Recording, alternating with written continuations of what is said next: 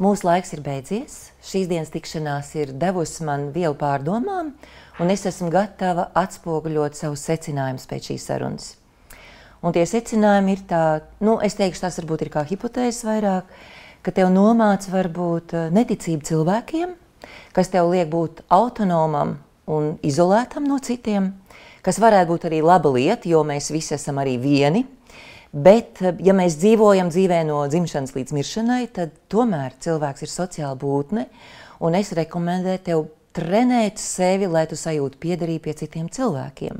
Es tev to novēlētu, un ticu, ka turpmāk šajās attiecībās mēs varētu to attīstīt priekš tevis, jo cilvēks nevar izdzīvot viens. Līdz ar to es tev saku, mūsu laiks ir beidzies, vēlreiz tev saku paldies, un tiksimies pēc nedēļas, labi?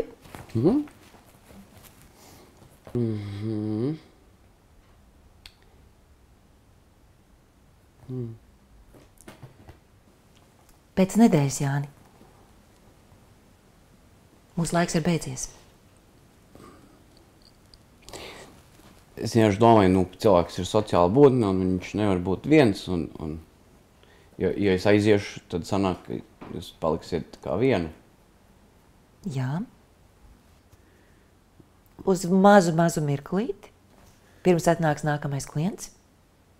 Mirklīts pa mirklītim un... Bet mēs ar tevi tiksimies pēc nedēļas.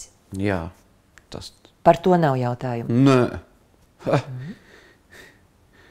Tev noteikti arī ir savu pienākumu, kas tev sauc.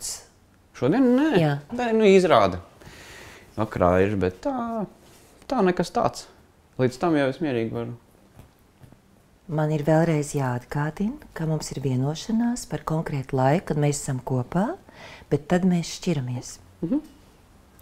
Es arī esmu dzirdējis par to, ka laiks ir relatīvs. Bet laiks ir arī dārgs. Relatīvi.